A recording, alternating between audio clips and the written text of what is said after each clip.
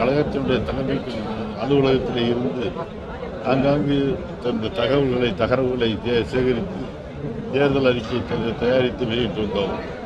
ஆனால் இப்பொழுது சற்று புதுமையாக முழுமையான தமிழகத்தினுடைய அனைத்து மக்களுடைய பிரச்சனைகளையும் முழுமையாக அறிந்து அவள் அத்தனை பிரச்சனைகளுக்கும் தீர்வு காண வேண்டும் என்ற நல்ல எண்ணத்தோடு இந்த தேர்தல் அறிக்கையை புதுமையாக மிகச்சிறப்பாக தயாரிக்க வேண்டும் என்று உத்தரவிட்டார். அந்த அடிப்படையில் இன்றைக்கு தமிழகத்தில் 9 மண்டலங்களுக்கு நேரில் சென்று இங்கே முதலிலே சென்னை மண்டலத்தில் இன்றைக்கு இந்த ஆய்வுக் கூட்டத்தை தொடங்கி அதன் மூலமாக தரவுகளை பெற்று தமிழகத்தில் இயங்குகின்ற பல்வேறு அமைப்புகள், தனியார் அமைப்புகள், பொதுநல அமைப்புகள், சங்கங்கள், இப்படி தொழில் புரிவோருடைய சங்கங்கள், சிறுதொழில் சங்கம், பெருந்தொழில் சங்கம், தொழில் சிறு மற்றும் குறுந்தொழில் சங்கங்கள், அதில் பணிபுரிகின்ற சங்கத்தில் பணிபுரிகின்ற தொழிலாளர்கள் பிரச்சனைகள், சென்னையில் பரவலாக செயல்பட்டு வருகின்ற குடியிருப்போர் நலச்சங்கங்கள் இந்த நலச்சங்கங்கள் அத்தனை பேரும் இங்கே வருகை வந்து நேரடியாக வருகை புரிந்து தங்கள் பகுதியில் இருக்கின்ற பிரச்சனைகளை தீர்வு காண வேண்டும் என்ற எண்ணத்தில் இன்றைக்கு ஒவ்வொருத்தரும் கோரிக்கை மனுக்களை அளித்திருக்கிறார். இந்த பிரச்சனைகள் அத்தனையும் இன்றைக்கு தேர்தல் அறிக்கையில் கழகத்துடைய தேர்தல் அறிக்கையிலே சேர்த்து அதன் மூலமாக அந்த பிரச்சனைகள் அத்தனையும் ஆய்வு செய்து இந்த குழு ஆய்வு செய்து இந்த எந்தெந்த பிரச்சனைகளை இந்த தேர்தல் அறிக்கையிலே சேர்த்தால் அந்த பகுதி மக்களுக்கு பயனுள்ளதாக இருக்கும் என்ற கருத்தில் அந்த ஆய்வு செய்து இங்கே வழங்கப்பட்டிருக்கிற தேர்தல் கோரிக்கைகளை எல்லாம் தேர்தல் அறிக்கையிலே நிச்சயமாக சேர்க்கப்படும் என்பதை பொதுச்செயலாளருடைய ஒப்புதல் பெற்று இங்கே அந்த கோரிக்கை எல்லாம் தேர்தல் அறிக்கையிலே சேர்க்கப்படும் என்பதை தெரிவித்துக் கொள்கிறேன். அதில் குறிப்பாக இங்கே சென்னையில் இருக்கிற எல்லா தரப்பு மக்களும் நல்ல எதிர்பார்ப்பார்கள். அந்த அளவிற்கு அனைத்து தரப்பு மக்களும் தொழில் முனைவோர், தொழிலாளர்கள், பணிபுரிகின்ற தொழிலாளர்கள், அதேபோல் சமுதாயத்தில் அனைத்து தரப்பு மக்கள், மீனவர் பிரச்சனைகள், விவசாயிகள் பிரச்சனைகள், அதே மாதிரி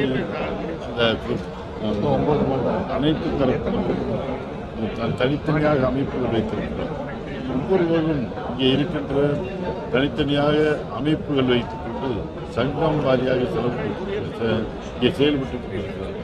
ஆனால் இங்கே இந்த பகுதியிலே செயல்பட்டு வருகின்ற அனைத்து சங்கங்களுடைய பிரச்சனைகளையும் இங்கே கோரிக்கை மனுக்களாக அளித்திருக்கிறார்கள். அதையெல்லாம் ஆய்வு செய்து இந்த தேர்தல் அறிக்கையிலே பொதுச்செயலாளர் ஒப்புதல் பெற்று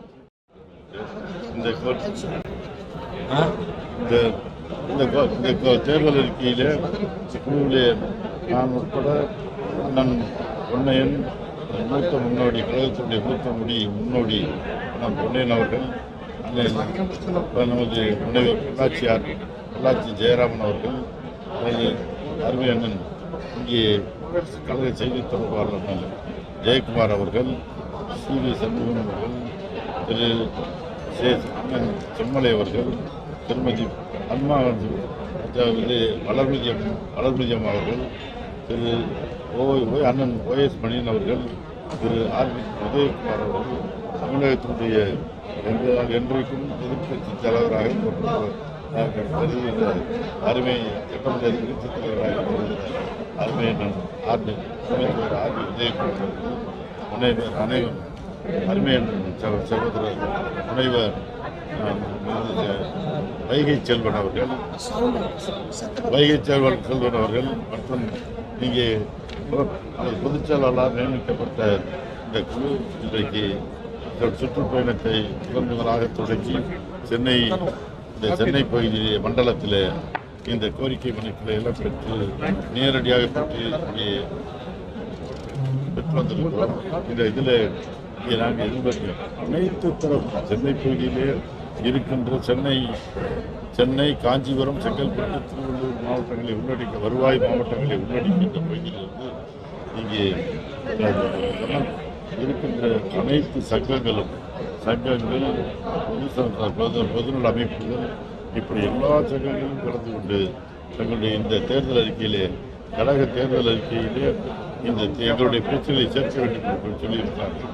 கழகத்தின் மீதும் பொதுச் செயலாளர் மீதும் அளவற்ற நம்பிக்கை வைத்திருப்பதன் வெளிப்பாடு தான் இன்றைக்கு எண்ணற்ற மக்கள் இந்த தேர்தல் அறிக்கையிலே பிரச்சனைகளை சேர்த்தால் நமக்கு தீர்வு ஏற்படுத்துகிற நம்பிக்கையோடு இங்கே அனைவரும் இந்த மனுக்களை அளித்திருக்கிறார்கள்.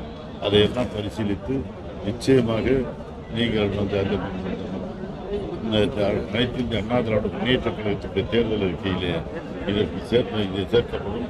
சேர்ப்பதோடு மட்டுமல்ல, அதற்கு பின்பாக நாடாளுமன்றத்தில் எங்கே அந்த பிரச்சனைகளை எதிரொலிக்க வேண்டுமோ அந்த அளவுக்கு நாடாளுமன்றத்தில் இந்த பிரச்சனையெல்லாம் அங்கே எதிரொலித்து அங்கே மத்திய யார் ஆட்சியில் இருந்தாலும் அந்த ஆட்சியாளருடைய கவனத்தை ஈர்க்கின்ற வகையிலே அந்த கோரிக்கைகளை எல்லாம் நிறைவேற்றுவதற்கு நமது அனைத்து இந்த அண்ணா திராவிட முன்னேற்ற கழகம் போராடும் என்பதை அதே போல செயல்படுத்தும் என்பதை இந்த நேரத்திலே அன்போடு தெரிவித்துக் கொள்கிறேன்.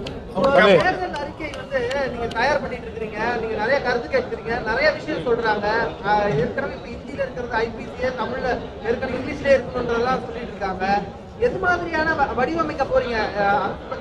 இருக்க போதா இல்ல 9 மண்டலங்களை பேசி அறிக்கை ரெடி பண்ண போறீங்களா? திறந்து பாருங்கள், எல்லாம் பாருங்க. நீங்க எதிர்பார்க்கிறது மனு அளித்தவர்களுடைய அத்தனை பேரும் எந்தெந்த பிரச்சனையை சேர்க்க வேண்டும் என்று அவர்கள் கருதுகிறார்களோ அவருடைய எதிர்பார்ப்புகள் எல்லாம் பூர்த்தி செய்கின்ற வகையிலே, நிறைவு செய்கின்ற வகையிலே சிறப்பாக அந்த தேர்தல் அறிக்கை அமையும். நீங்க ஒரு நிமிஷம், பாமக தலைமையில் ஆட்சி அமைக்கணும் பாமக நடத்துனாங்க. அப்போ பேசுறாங்க 2026 நமக்கான ஆட்சியா இருக்கு பாமக பேசிருக்காங்க. அப்ப 2024 பாமக கூட்டணி அமைக்கிறதுக்கான எந்த வாய்ப்பு? இப்போ அதெல்லாம் பொதுச்செயலாளர் டிசைட் பண்ணுவாரு. இப்போ இது இல்லை, நான் ஒரே நிமிஷம் சொல்றேன். It is not the appropriate time இல்லையா? அதெல்லாம் எலெக்ஷன் மந்த் இது. ஸோ அதனால அலையன்ஸை பொறுத்தவரையில் பொதுச்செயலாளர் இப்போ அதிமுக தேர்தல் அறிக்கை சம்மந்தப்பட்டு மட்டும்தான் அது இருக்கு. அதனால அலையன்ஸ் எல்லாம் பொதுச்செயலாளர் அது அப்ராப்ரியேட் டைம் உங்களுக்கு சொல்லுவோம் யார் யார் எங்கள் தலைமை எடுத்துகிட்டு வராங்கன்றத. தட்டு இப்போ நீங்கள் பார்த்துருப்பீங்க. ஸோ எந்த அளவுக்கு ஒரு ரெஸ்பான்ஸு விவசாயிகள், நெசவாளர்கள், தொழிலாளர்கள், மீனவர்கள், சிறு தொழில், குறுந்தொழில், அதே போல் பொதுமக்கள், இப்படி பல்வேறு தரப்பட்ட மக்களெல்லாம் இன்றைக்கு திரண்டு இன்றைக்கி அவங்களுடைய இந்த என்ன மத்திய அரசு செய்யணும், என்னென்ன உரிமைகள் நம்ம மீட்கப்படன்றதை தெளிவாக அவங்க எழுத்து மூலமாக கொடுத்துருக்காங்க. அப்போது அவங்களுடைய எண்ணம் என்ன? அனைத்து இந்திய அண்ணா திராவிட முன்னேற்ற கழகம் மட்டும்தான் அந்த தேர்தல் அறிக்கையில் இடம்பெற செய்து அதன் மூலம் நிறைவேற்றுகின்ற ஒரு ஆற்றல் மிக்க சக்தி என்பதை இந்த அமைப்புகள் இன்னைக்கு அதை நம்பிக்கை கொண்டிருக்கு. எனவே அந்த அடிப்படையில் இன்னைக்கு அவங்கெல்லாம் இன்னைக்கு ரெப்ரசன்ட் பண்ணியிருக்காங்க. அது எந்த அளவுக்கு எழுச்சி. இப்போ திருமதி கனிமொழி இன்னைக்கு பத்திரிகைகளை பார்த்தேன். அவங்க சொல்கிறாங்க, அதாவது எங்களுடைய தேர்தல் அறிக்கை அவங்களுடைய தேர்தல் அறிக்கை எப்படி இருக்கணும்னா உரிமை மீட்பு தேர்தல் அறிக்கையாக இருக்கணும். என்ன உரிமை மீட்க போறீங்க? கல்வி பொதுப்பட்டியலில் திருமதி இந்திரா காந்தி அம்மையார் கொண்டு போனாங்க. மாநில பட்டியலில் இருந்தது. அந்த மாநில பட்டியலில் இருந்தது 17 வருஷம் நீங்கள் மத்தியில் ஆட்சியில் இருந்தீங்க. 17 வருஷம் மத்தியில் ஆட்சியில் இருந்து அந்த மாநில பட்டியலுக்கு நீங்கள் கொண்டு வந்திருக்கலாம் இல்லையா? அதை கொண்டு வரல. காவிரி நதி நீரில் நீங்கள் கிழிச்சிங்க. நீங்கள் ஒட்டுமொத்தமாக உரிமை தார வத்துட்டீங்க. அனைத்து இந்திய அண்ணா திராவிட முன்னேற்ற கழகம் நம்முடைய அம்மாவும் நம்முடைய எடப்பாடி அண்ணன் தானே அந்த உரிமையை மீட்டாராது.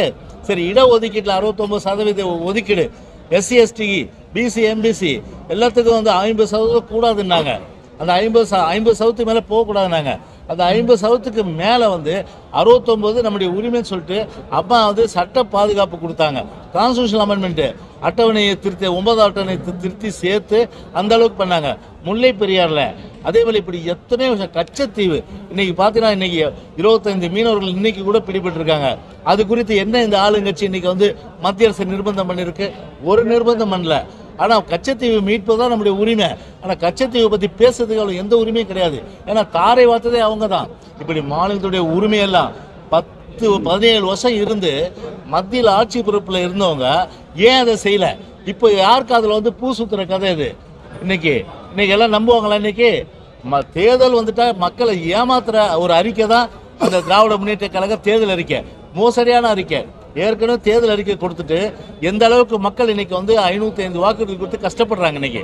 அதெல்லாம் கண்டிப்பாக இன்னைக்கு மக்கள் உணர்ந்திருக்கனால இல்லை, என்னதான் தேர்தல் அறிக்கையில் தேனும் அந்த இதை வந்து சர்க்கரையும் தடவினா கூட மக்கள் இனி ஒருபோதும் திமுகவை நம்ப மாட்டாங்க.